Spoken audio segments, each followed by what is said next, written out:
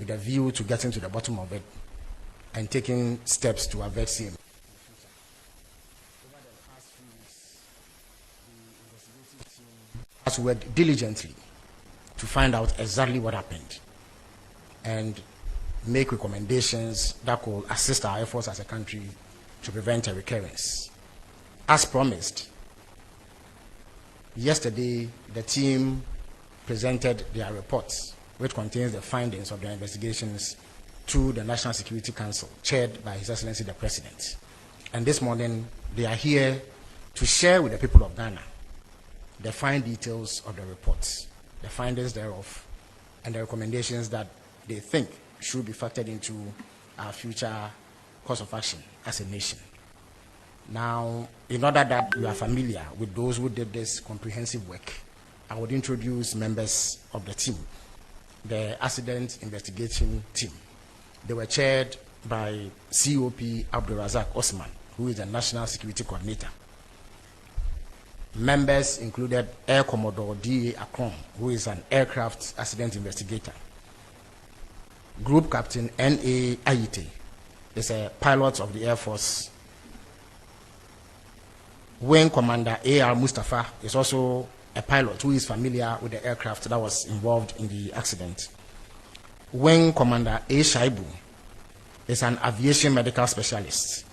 Squadron Leader B.B. Agbusege is an aircraft accident investigator and engineer. Lieutenant General T.A. Amwakon is a clinical psychologist. Captain Paul Fojo is an aircraft accident investigator. Engineer Eric Ewusi is an aircraft accident investigator. And last but not least, Mamiefua Aswadankwa is a lawyer with the National Intelligence Bureau. Now, the presentation this morning of the findings of the team will be made by Captain Paul Fojo. Now, before he does, I need to give you a brief background into his expertise and the reason why he is suited to perform this particular assignment. Now, Captain Paul Fojo is a seasoned aviation expert with nearly 5 decades of experience spanning piloting, airline management, and aircraft accident investigation. He began his career in 1975 with Ghana Airways, rising to become a captain, instructor, examiner, and test pilot on the McDonnell DC-10 aircraft. He later held key leadership roles, including chief pilot and deputy CEO technical, where he oversaw flight operations and engineering.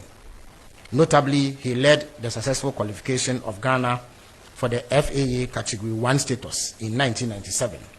He also flew with Saudi Arabian Airlines as a B747 captain from 2006 to 2011. Since 2011, he has worked as an aviation consultant, and in 2020, he was invited to join the Ghana Aircraft Accident and Incident Investigation and Preventive Bureau as an investigative expert. He is a full member of the International Society of Air Safety Investigators, USA, and has been part of and led aircraft accident incident investigations over the period. He currently serves as the head of investigations at AIB Ghana. Drawing on his expertise, Captain Fojo has represented AIB Ghana in a couple of military aircraft accident investigations. He holds an MSc in airline management from City University, UK, and a broad range of specialized qualifications, including certification in personnel licensing, ICAO, Switzerland, strategic management, IATA, Switzerland, flight operations, IATA, Switzerland, ICAO safety certificate, Morocco, MSG3 engineering management, Florida, USA, certificate in aircraft accident investigations, BAGIE, Liberia, certificate in advanced aircraft accident investigations, AIB, UK, certificate in accident investigations, Cranfield University, UK, FDR, CVR readout, and flight data analysis certification, ISASI, RCATIC, Rwanda. So you see that our expert presenter is suitably qualified for the role that he's about to perform. Let me also indicate that we are honored to have in our midst the Chief of the Air Staff, Air Vice Marshal Eric Adjin-Frimpong. Welcome, sir. So at this stage, I wouldn't take any more of your time. I would invite Captain Fojo to take us through the findings of the investigations. Thank you very much.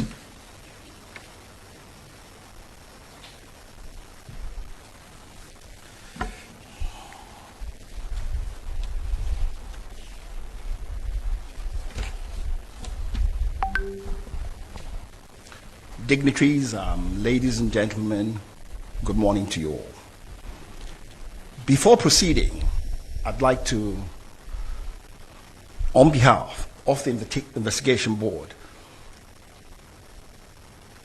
give our sincere condolences to our dearly departed heroes. It is said that an aircraft investigation is taking a mess and converting it into a message, which is what we ended up doing. It's my humble duty now to take you through the presentation, which reflects the report that was presented yesterday.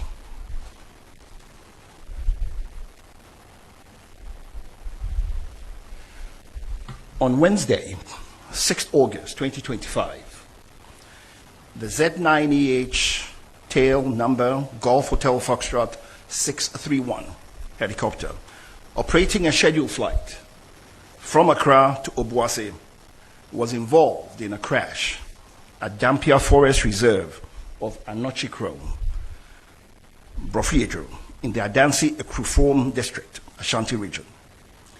All 3 crew and 5 passengers on board died.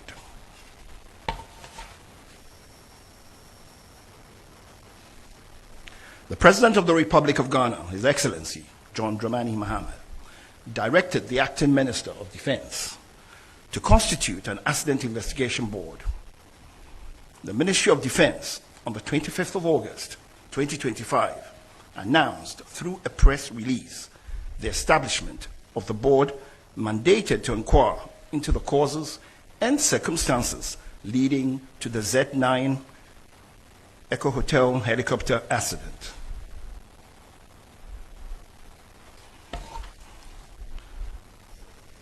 This investigation has been conducted in accordance with the Ghana Air Force flying orders, the Ghana Air Force Air Staff instructions, Annex 13 of the International Civil Aviation Organization's Convention on International Civil Aviation. Generally, investigations under these regulations are conducted to determine circumstances leading to the accident and prevention of future accidents and incidents.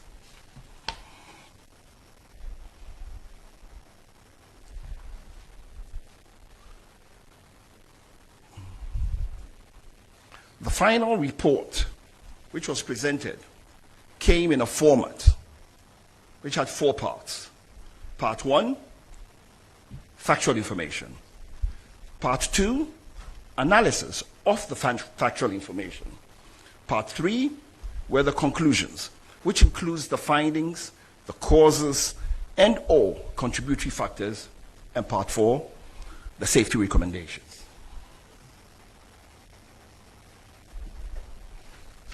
The composition of the board. This is now getting into the methodology of the investigation. The composition of the board had national security, Ghana Armed Forces personnel, personnel from the Aircraft Accident and Incident Investigation and Prevention Bureau, Ghana, National Intelligence Bureau, and we had some staff from the US Air Force also with us.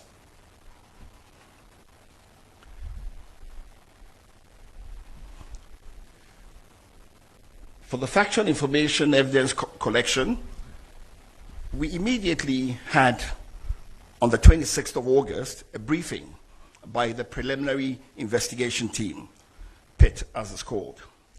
Now, the preliminary investigation team were sent out on the same day of the accident by the Air Force. Their task was to go to the accident site, secure the site, try to protect and make sure that all perishable evidence was secure. Now, when we speak of perishable evidence, we mean things like information, things like memories, because people forget after a short time. They also have the duty of making sure that in as much as possible, they can capture and do a wreckage diagram of all the parts and so on that were around the crash site, because all these help in deducing what actually caused the accident. So we had a briefing by the pit team, and they handed over the pit report.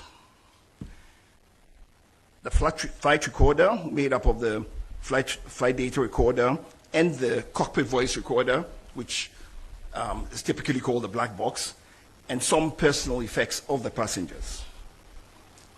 The team then started, having gotten this information, decided to proceed to the accident site to get first-hand knowledge of the accident site and to be able to interview witnesses and so on. We also went through a process of looking at all the maintenance records of the aircraft. We looked at the flight logs of the aircraft, we looked at the flight logs of the crew, we checked on the crew's qualification, we checked on documentation, just to be sure that everything was proper.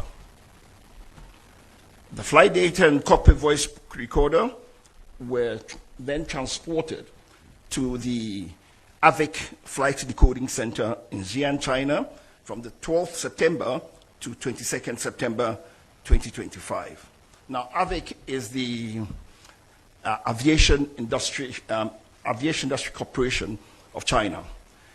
The aircraft is a Chinese aircraft. They were the manufacturers.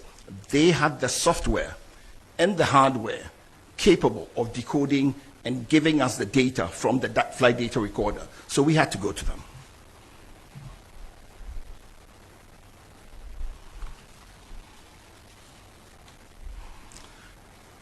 We also decided, as is normal with investigations, to look at the human factors and operational information.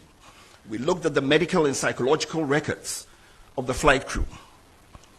Interviews were conducted with pilots, engineers, superiors, to assess the crew's proficiency, training history, and operational culture. We also actually interviewed their families and so on. We left no stone unturned.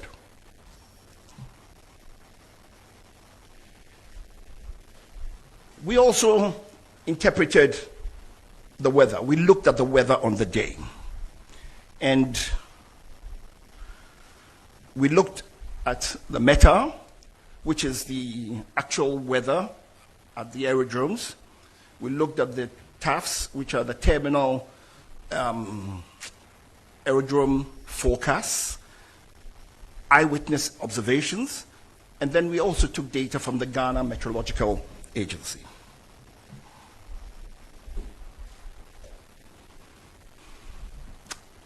Next, the investigation team decided to look at the whole organizational and systemic processes under which the aircraft was operated. So we examined the Ghana Air Force policies, their flying orders, and their operational oversight mechanisms. We looked at crew authorizations. We looked at the air tasking order procedures. Because, for instance, for the particular day, the task order that had been given was to fly the Minister of Defense and his party from Accra to Obuasi and back. We looked at Air Force oversight, its safety culture, and the adequacy of risk management systems.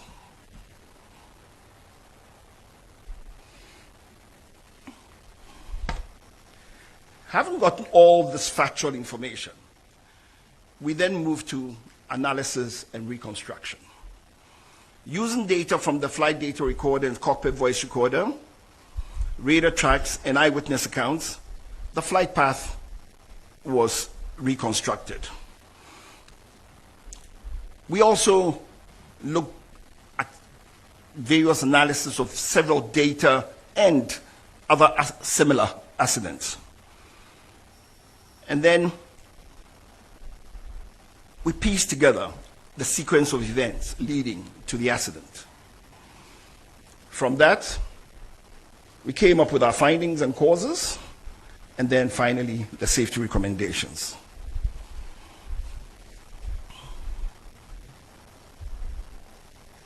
So, for the scope of flight, we looked at the history of the flight, we looked at the weather, we looked at the environment, we looked at the machine, that's the helicopter, we looked at human factors, the crew flying the plane. Then we looked at the organizational and systemic factors, sequence of events, and then we came to what we believed strongly was the cause of the accident. For the history of flight, we went before the flight to see what the pilots had been doing. And it's on record that their last 3 flights before the subject flight, the same crew had flown all the 3 flights before on the same helicopter. On the 2nd of August, they came from their base in Takoradi to Accra. It was a Medivac flight, 1 hour long. On the 3rd of August, the following day, they did a flight from Accra to Cape Coast, back to Accra. 1 hour, 20 minutes. It was also a medical evacuation flight, Medivac. On the 4th, they were tasked to go fly Accra to Salman, back to Accra. That was a 2 hour 30 flight. That was a bullion flight, cargo flight. On the 5th of August, they rested. Now, it helps to say here that in Ghana Air Force, there are flying limitations for the crew. You have 10 hours per week maximum, 62 hours maximum per month. Before flight, it's also accepted that if you've had a rest of 8 hours, you've had enough rest and you can go to work. They had in excess of 24 hours rest.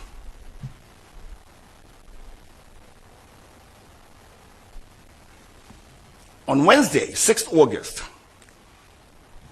the crew for the Z9 aircraft, call sign, ISCAP, Hotel Romeo, India, planned to execute the task order for the Ministry of Defense.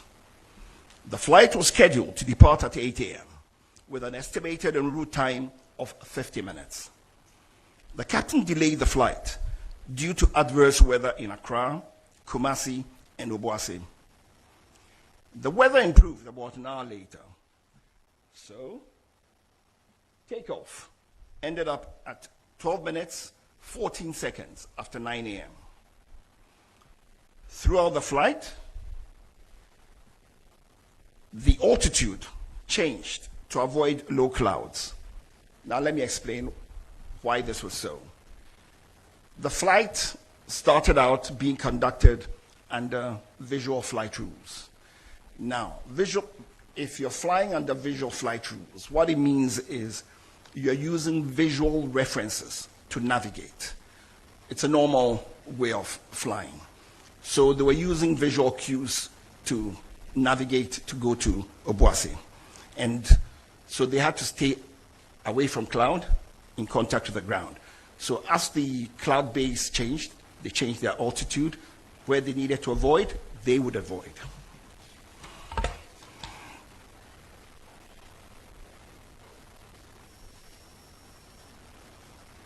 I'd like you to take a look at these 2 pictures. Now, first of all, these pictures were taken in the environs of where the accident took place. Take note, it wasn't taken on the day of the accident, but it's just representative. The picture on the left shows the morning weather and shows you the visibility, gives you some idea of the visibility on the day. The picture on the right is taken from the same place, looking at the same area, and you can clearly see that you can make out the ridges in the terrain over there. And it's noteworthy that on the day of the flight, this visibility you are seeing that I'm telling you, you can't even see that as you can see. On the day, the visibility was much worse. From eyewitness accounts, the visibility was down to close to 200 meters at some point. This also shows a picture of actual weather from a passenger who was on board the aircraft, just to give you an idea.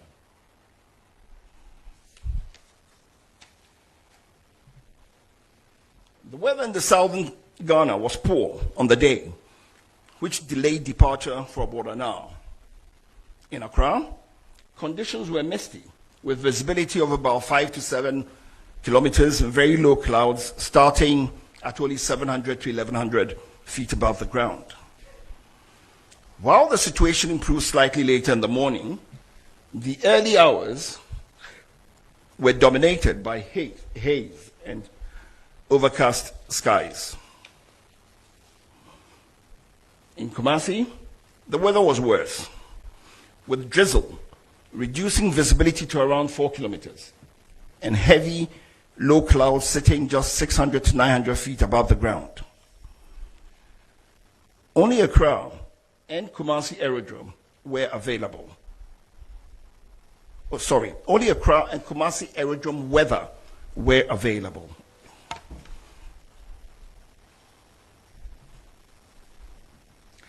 There was no formal information on the weather available to the pilots along the flight route.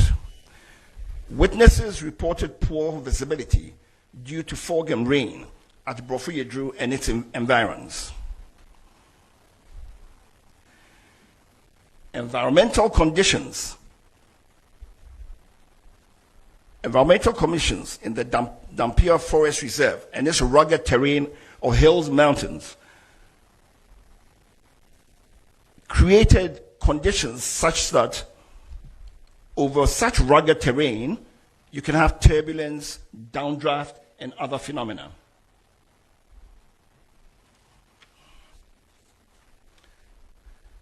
Now, to look at this is what we're talking about.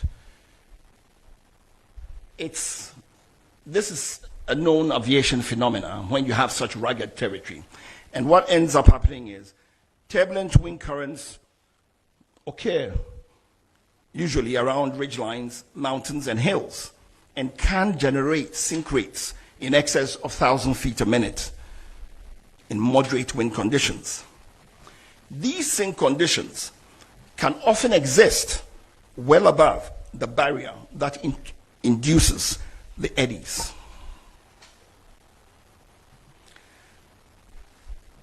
We assessed the aircraft to see if it was fit for purpose.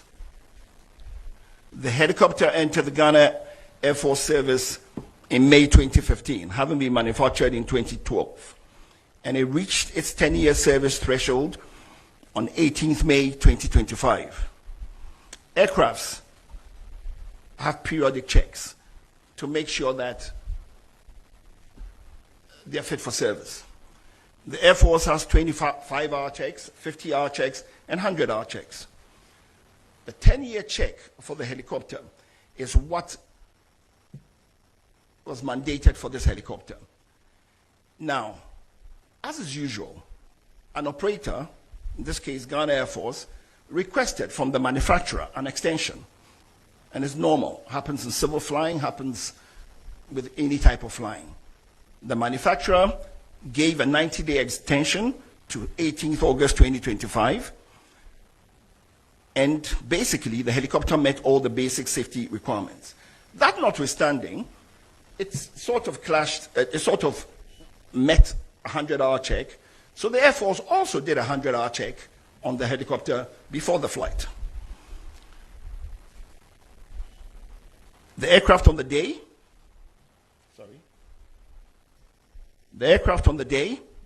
was declared serviceable and duly signed off by both the engineers and the captain. The flight data report indicates that the helicopter was in good working condition.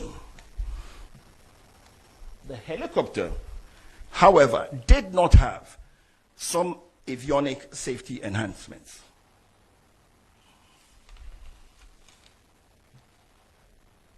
As I said before, the aircraft was serviceable and airworthy.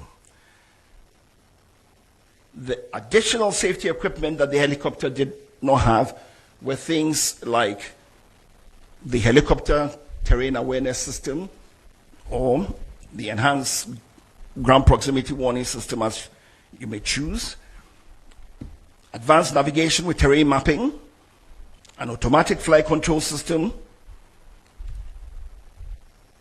And I would say that these safety equipment would have enhanced situational awareness. For instance, it didn't have an autopilot. That's advanced, the automatic flight control system, so that the crew had to manually fly the plane. So it sort of increases workload. Typically, you want to have a plane that has an autopilot. All the civil planes use autopilots, and the workload on the pilots is very low. It gives you the chance to do things and to think easily, and so on and so forth. Despite all this, the aircraft was in a good condition to fly and met all safety requirements. The investigation has recommended strongly for aircraft with these additional safety enhancements to be acquired immediately for the Air Force.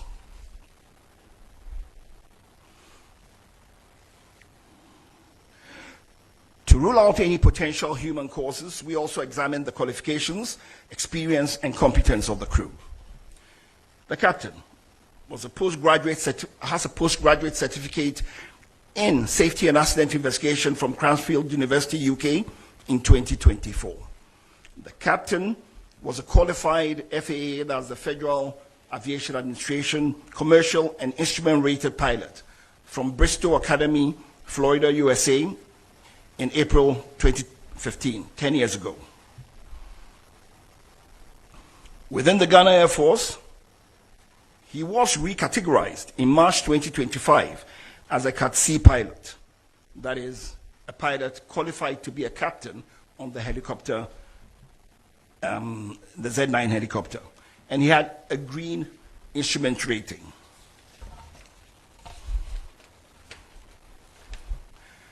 In the Air Force, they have gradings for pilots, categories for pilots from A to D.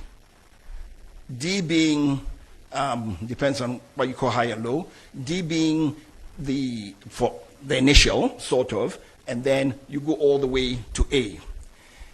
It's interesting to note that for quite a while, and as at now in the Air Force, the highest category is Cat C. So the pilot was totally competent to be flying this plane.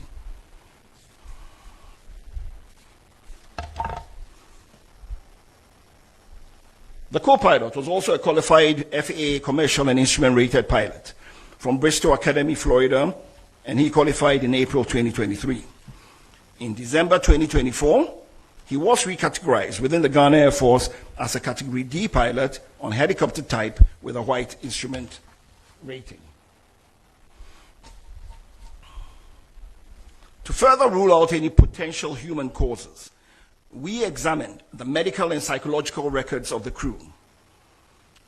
A review of the medical and personal records revealed no known medical or psychological conditions in the captain, co-pilot, or technician at the time of flight. All three were described by witnesses as calm, prepared, and professional during the pre-flight activities. Fatigue or medication was not considered to have materially affected their performance on the day of flight.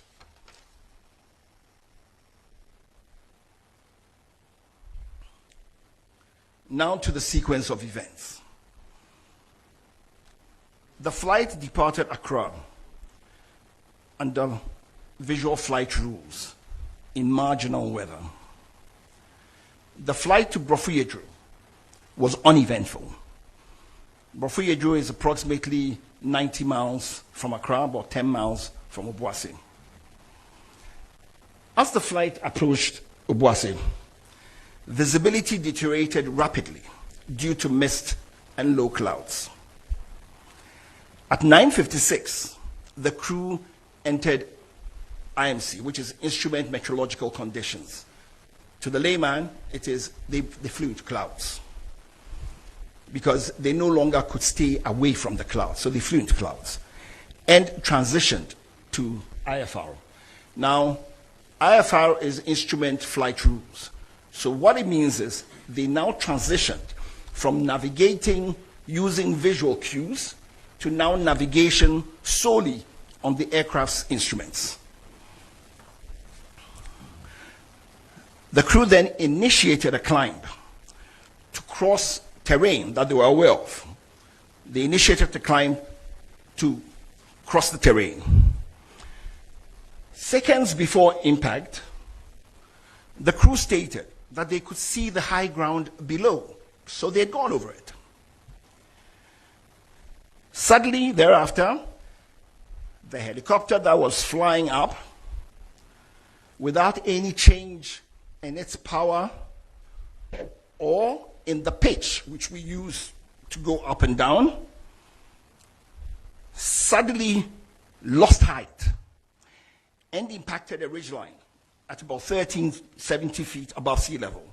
And this was about 6.5 miles from the destination, and this happened at 9:58.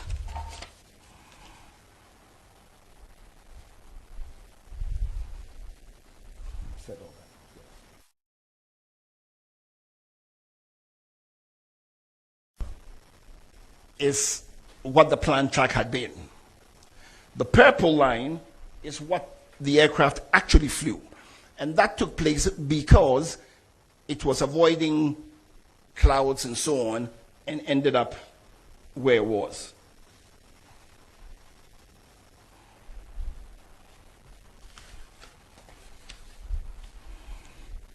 Now to our findings.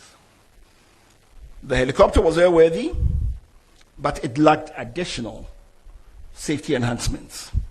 For instance, the terrain awareness warning system. Now, you know, the terrain awareness warning system, for instance, is predictive. So what it does is it tells you, warns you, it gives you a better picture of the situation and puts the pilots in a better, it gives them, puts them in a position to make better judgments, to be able to see everything and be able to foretell if there are any things that could possibly create a problem. But they lack the additional safety enhancements required for the weather phenomenon over that terrain.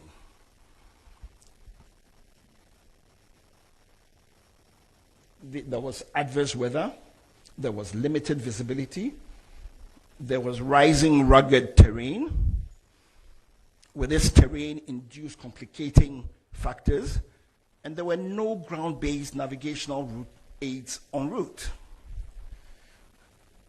The investigation would like to say that from everything they gathered, the emergency response was very timely.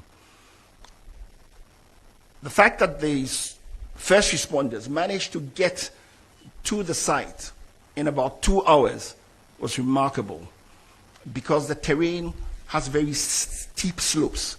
It was raining, it was slippery. So it wasn't the easiest thing to do. When we went to the site, it was also raining and it was very slippery. And we struggled using sticks and everything to try to get up there. So looking at everything, we would say very confidently that the emergency response was very timely. The investigation determined that the accident was caused by the sudden loss of altitude and lift due to downdraft. This loss of altitude without change in power or pitch altitude is consistent with downdraft associated with changing environmental conditions over high terrain.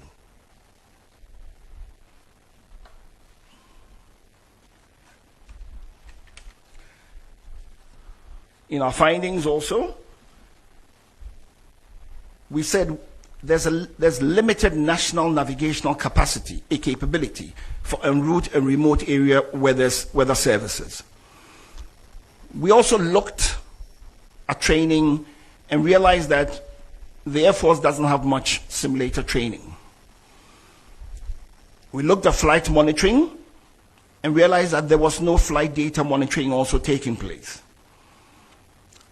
For flight following and tracking of aircrafts, we realized that it was also not there. There's no secondary surveillance radar, no automatic dependent surveillance broadcasts, or any other real-time tracking of aircraft.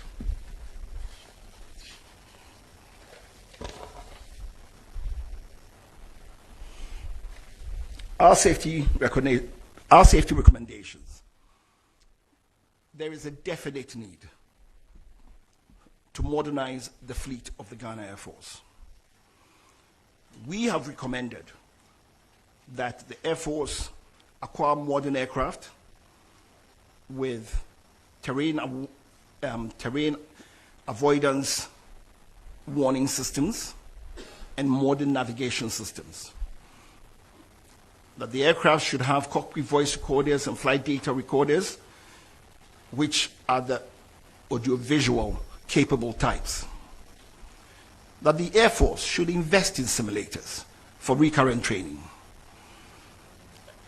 That they contract certified aviation weather provider or providers, and that Ghana as a nation should try to have en route navigational aids, especially in remote areas.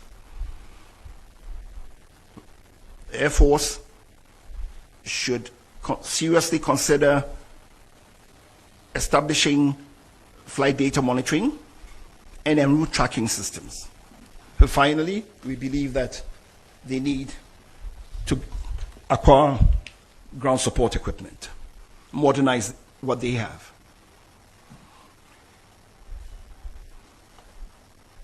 In conclusion, the helicopter accident was an unfortunate and sudden weather-related accident. Implementing the safety recommendations will prevent the reoccurrence of future accidents. At this time, before I take any questions, I just want to give a few acknowledgements. I'd like to acknowledge the efforts and the support that the team had from the National Security Secretariat, led by the National Security Coordinator. It made what was a really difficult job for us much easier to do, and encouraged us to do and persevere to come up with these results. I'd like to say thank you also to the US team that joined us for a period of the investigation. The Chinese, for their warm welcome of us when we went to China for the decoding and all the assistance that they gave us.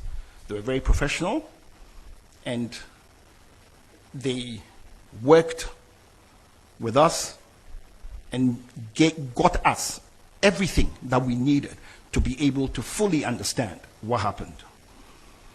I'd also like to acknowledge the lead investigator, who in truth is not here today, Air Commodore Akron.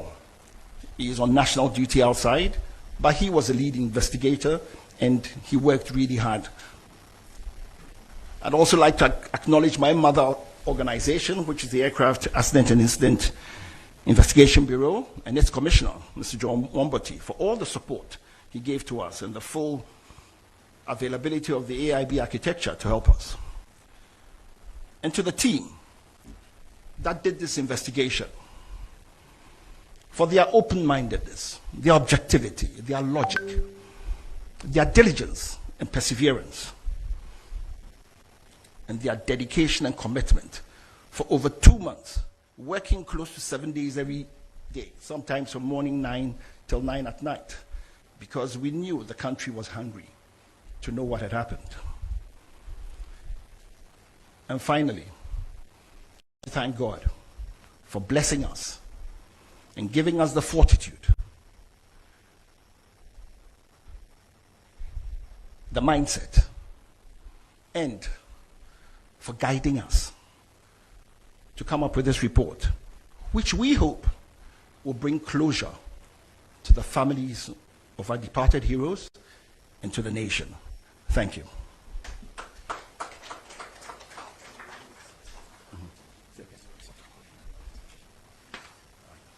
Thank you very much, Captain Fojo, for that comprehensive and detailed report.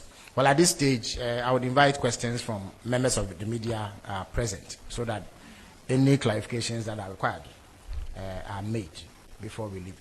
If you have a question, please take the microphone, identify yourself, the organization you work for, and ask it so that answers may be provided.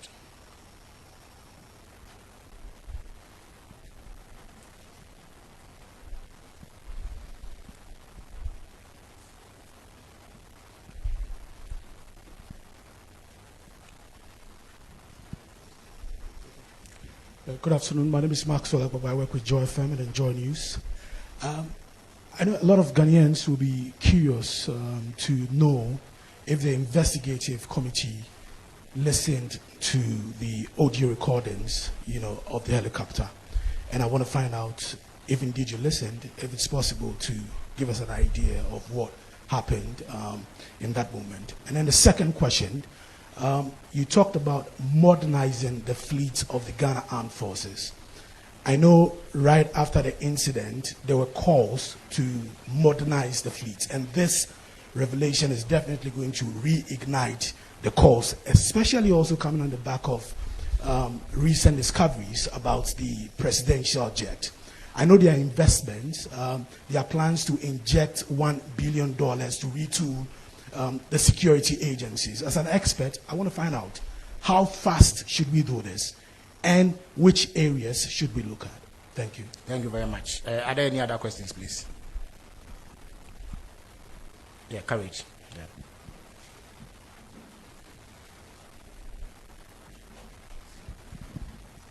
Komala Kulicha, I work at Media General. What was the sudden cause of the loss of altitude for the aircraft? And also, the fact that there was postponement in the airworthiness of the helicopter. One, was there an understanding why the Ghana Air Force postponed the initial maintenance of the Z9, and what was the reason behind this? Thank you very much. Any other questions, please? Okay, so Captain Fojo would answer these, after which we'll come back for another round of questions. Thank you very much.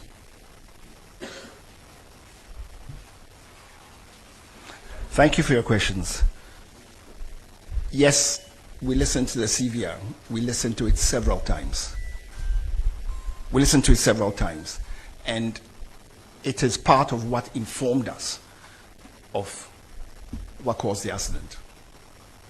And for modernization of the fleet, we think it should be done immediately. Tomorrow is not fast enough. As soon as the country can afford and do it, we should do it, because it would help the Air Force with this core mandate, part of which is to fly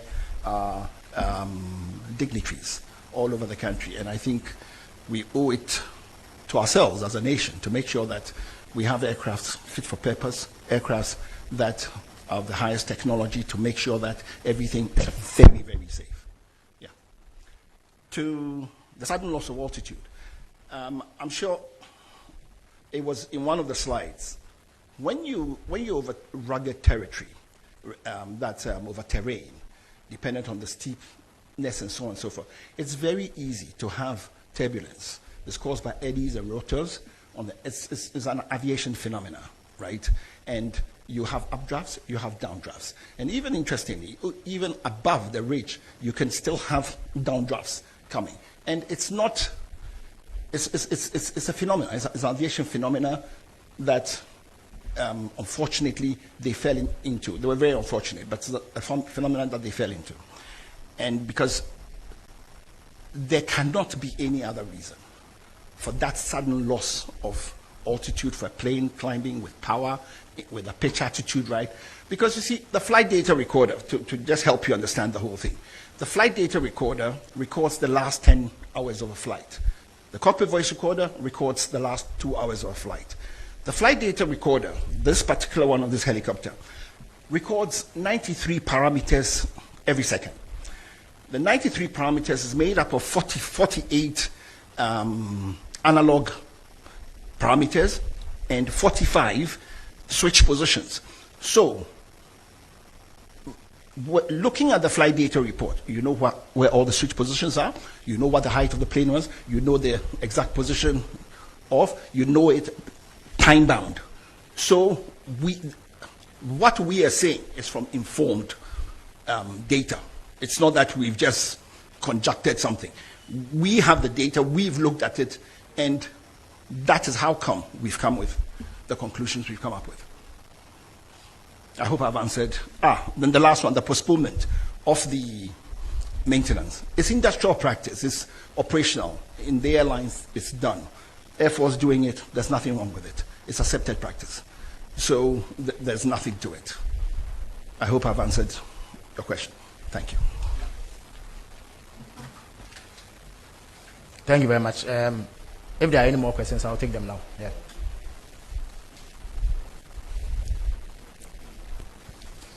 My name is Abdul Hanan Adam. I work with the EIB network. Minister, I'd like to find out from the experts if there was any possibility for an emergency landing, and was there an avenue for them or the crew to consider that? Thank you. Was there what? Please an avenue. Avenue, okay. For the crew to As in, was there a place nearby where they exactly would land? Okay. For an emergency landing. All right.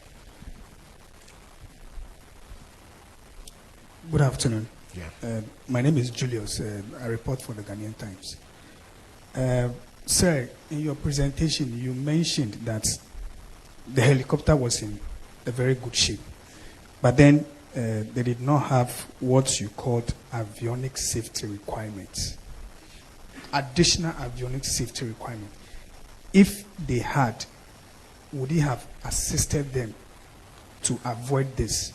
And then outside of your report, there have been a lot of speculations about the final moments of the aircraft from eyewitnesses that it exploded, parts scattered all over the place. Could you address this for us, please? Thank you.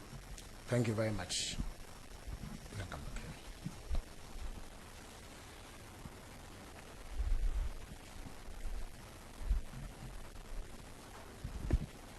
So I'm back again.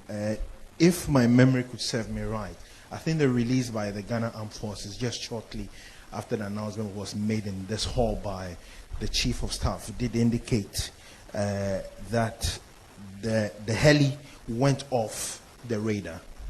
But from the presentation, we are made to understand that there was no monitoring. I stand to be corrected though. How do we marry these two? All right. Thank you very much. Is there another question, please? Okay, so Captain Fojo will take these questions here.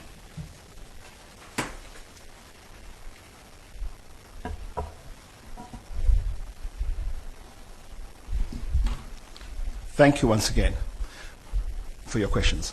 I would like to presume that when you say emergency landing, you mean a diversion, because an emergency landing is when something goes wrong with the plane, because nothing ever went wrong with the plane. The decision to continue or to do an intermediate landing is the discretion of the captain. The captain was confident that he didn't need to do it. That is why he didn't do it. In terms of the additional avionics, right, I believe the question was if they had it, would it have prevented the accident? Was that the question? Okay.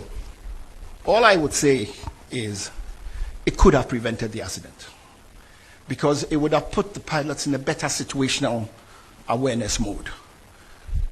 And it would have put them in a much better place to have taken decisions which could possibly have avoided this.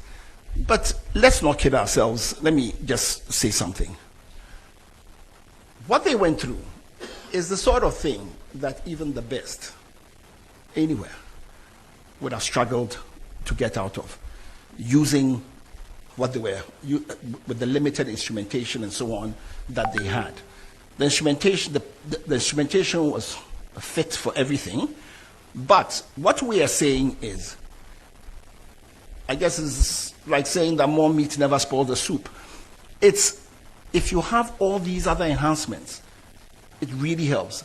The Air Force the Air Force would be happy to have these enhancements because they know what it would help them do, and it would make our dignitaries and so on much safer when they fly. So that is why we are recommending that. But it doesn't mean that the fact that those enhancements were not there, that is why the accident happened. No, it would be wrong to say so. That would be too far-fetched. In terms of the explosion, there was no explosion before.